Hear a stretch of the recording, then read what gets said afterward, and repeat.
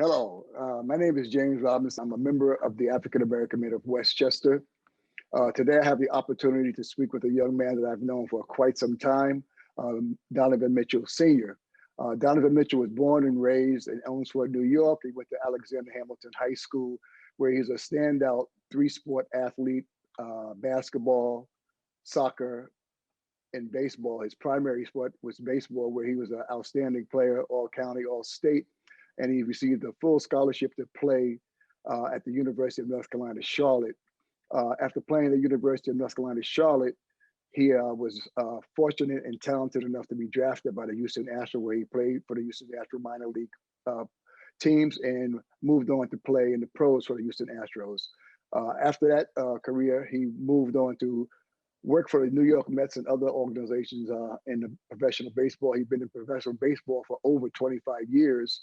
And currently he works for the New York Mets as Director of Diversity, Equity, and Inclusion. And I'm fortunate to have Donovan speak with us today. So Donovan, I told a little bit about yourself, but let's see a little bit more about yourself, and I'll go from there. Well, James, thank you for having me, and I really appreciate this. Yeah, just pretty much like you said, I had the opportunity once I left high school to go to UNC Charlotte, where I actually also had a chance to almost lose my scholarship, not handling my schoolwork like I was supposed to, just going to practice, not going to class, and thinking that I was going to make it just on the baseball front. But academics hit me pretty hard. I had to sit out for a full year just to get my stuff together. But the good coaches down there and the administration, were willing to give me my scholarship back. They actually added more to my scholarship. And from there, I just took off athletically. And it was a great transition from just being a student for a full year to a student athlete, and then becoming a minor league player for the Houston Astros, where, I was with the Astros for 7 years. But the crazy thing about it was those years flew by, and I didn't enjoy them as much as I possibly should have. I put too much pressure on myself. I didn't enjoy the experience. I had fun, but I didn't enjoy the experience like I was supposed to, which ended up leading to me being released in 1999.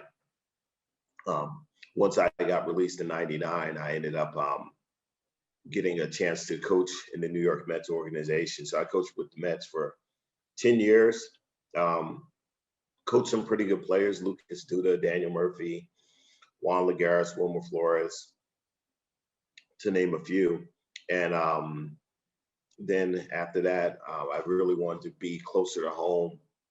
So I asked the New York Mets to give me a job in New York with the organization, just so I could be around my family a little bit more, be around my son who was being recruited highly by college basketball teams. And they gave me a job as a manager of player relations, which turned out to be manager of player relations and community outreach. That turned into director of player relations and community outreach. And now with everything that's going on with the George Floyd incident that happened months ago, and now Jacob Blake and all the different social injustices that were going on, the Mets organization really felt that we needed to have a person who handles diversity. And I was placed in that role, and it's been going pretty good. Awesome. One thing I'd like to speak to you about today, Donovan, you have two children, Donovan Jr. and Jordan. Jordan is at the American University in her first year. And Donovan Jr., we'll talk a little bit about because of your work ethic and that ethic and all that you have done. I know Donovan Jr. has had the opportunity to do some wonderful things. Currently, a superstar in the NBA for the Utah Jazz. But what I like to talk to you about is the time spent for the parents out there that have a Donovan Jr. or a Jordan or a Donovan Sr. that's going through the young years of trying to become a student athlete at the college level, the high school level, the AAU level, whatever level, the time commitment that parents have to put in. So I want you just to discuss a little bit about the time commitment it took you to put in for your children to become pretty good athletes. Well, we're going to back it up just a little bit. One of the things that I have to say is that I think Donovan learned a lot about athletics and commitment, being around me, not so much just me, with me working in the Mets organization. He was around professional athletes pretty much all of his life growing up. He was able to see guys like David Wright and their work ethic and what it took to play at that level. He learned what it was like to be in a clubhouse or a locker room. He learned what it was to have a routine. He knew everything that professional athletes went through before he even went to high school. So I think that really helped shape his athletic, um, him being comfortable, being in the spotlight. I think that was easier for him. He had been on the field where you had thousands of fans in the stands, and he was comfortable being in front of people, and he knew how to handle himself. So I think that was one of the biggest things that really helped him out. The other thing is that the time commitment that was put into Donovan's career, and I have to be totally honest that I was that dad that did everything during the winter, because during the summer I was always gone with baseball, and his mother put in a lot of that work, just probably a little bit more because she was with Donovan throughout the whole summer by herself. But the time commitment that you have to put in, you have to give up your weekends. If you're a parent, you're going to have to give up some of your weekends. You're going to have to give up some of your time with your family and your friends, because that AAU schedule is pretty gruesome. Playing on a Friday night, a Saturday, and into Sunday, and your whole weekend is gone, with those nights in those gyms, with that bad coffee and those stale pretzels and hot dogs, um, every weekend, every other weekend, and it's relentless. And I think one of the things for Donovan, I think he realized how quickly it could go away, when he was playing baseball and he broke his wrist, and he realized he couldn't play basketball anymore for that summer. And he just realized how quickly it could be taken away. So I don't think that he takes it for granted anymore. I think he really focuses on what he needs to do when he's out on the court, and he plays it like it's his last game or his last opportunity, because it could be. Yeah, and for those parents that's listening to this and that don't know Donovan Jr., and Donovan, you could correct me, but Donovan, he's now in the NBA playing for the Utah Jazz. He went to Louisville University on a full scholarship, and he's making. He's 25 years old. He's an all-star. He just signed a mega $1 million contract. He's doing very very well. And he's at 24. And Donovan's daughter Jordan is at the American University playing a Division I sport also. So you put the time in. Your wife Nicole put the time in. People put the time in for them to get to where they are. And I know it took money also. So let's talk a little bit about the time. We talked about the time, but how about the financial investment that you have to put in, or other parents have to put in for the kids to play AAU ball or high school ball or college ball? We were fortunate to be with a pretty solid organization with the city. They were a AAU program that was just up and coming. And the director that ran the program, was able to finance a lot of what we were doing. But I've seen it with other programs. I've seen it with other parents. I've seen it with other kids, that the finances, it takes a toll on the family. Every weekend having to travel, plane rides, bus rides, car rides, train rides, hotels, um, the constant back and forth over the highway, the tolls. It becomes a lot. It becomes a strain on the family, that if you don't. I spoke the other day with a group of high school kids and their parents, and I was saying that if you're really serious about doing this and you really want your son or your daughter to go a certain direction, I think the biggest thing is to sit down and discuss what direction you want to go. I think it's really important that the parents and the kids be on the same page and understand what it's going to take to get to that next level. And once you have that understanding, then you can start to plan and do the things the right way, so that even though it's a stress and it's a struggle, that you're actually working together and you're not working against each other.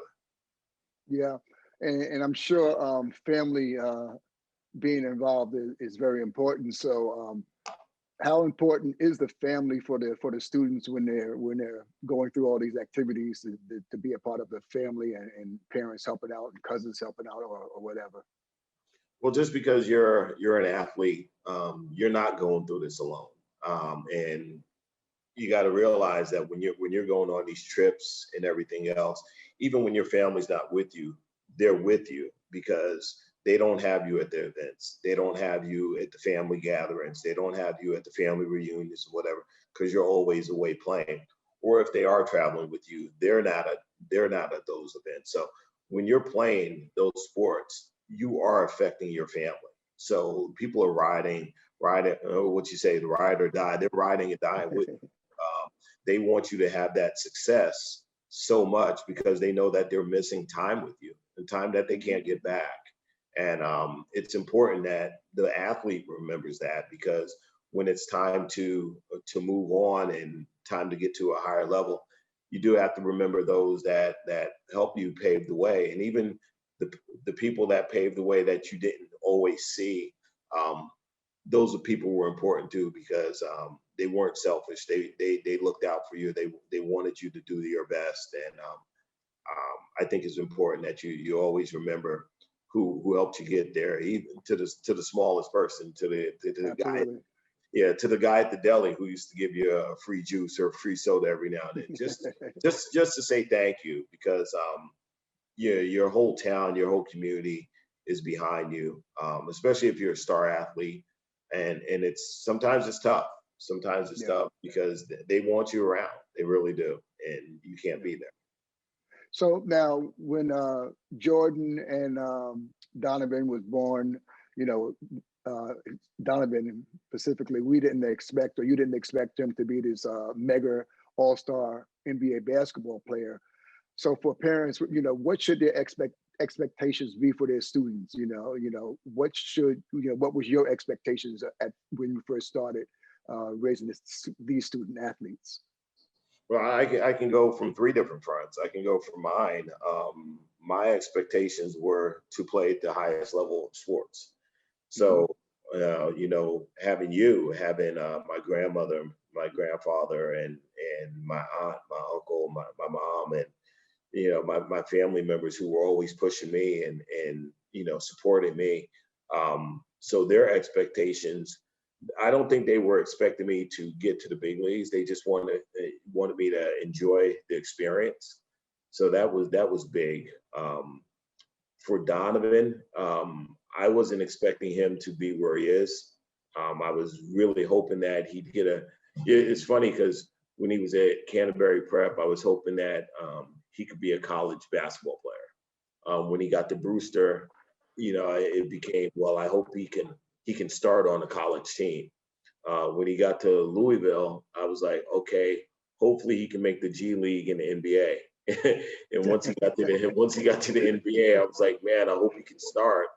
And then when he became a starter, I was like, man, I hope he can become a NBA All Star. And he's been, so those were my expectations, because I didn't know the game of basketball, so I didn't know how good he was. I knew athletically he was good, but I didn't know how good he was. So my expectations of him, I didn't really know what to expect. I didn't know if he, height wise, if he could handle playing at that level. So once I saw him out on the NBA court and once I saw him playing against NBA players, I realized, wow, he's special. He can take what he did in college and he can do that in the NBA. And after talking with him, he was telling me that it's a little bit different in the NBA because of the defenses and the hand checking, and you're not really playing so much zone, so the lanes will clear it out a little bit more. So it's a little bit easier for his game than it was in college. So I was like, wow, that's incredible. And then for Jordan, the expectations were for her to play soccer. And I thought she was outstanding. You know, it's a testament to her because I thought she was going to be a soccer player. She was really good, very physical, very fast, and I thought that her skill set was good enough for her to play at the college level in soccer. So my expectations were for Jordan to play college soccer. I didn't realize how good she was in lacrosse because I don't know the game. And when people were telling me that, hey, people were looking at Jordan to play college in lacrosse, I was excited.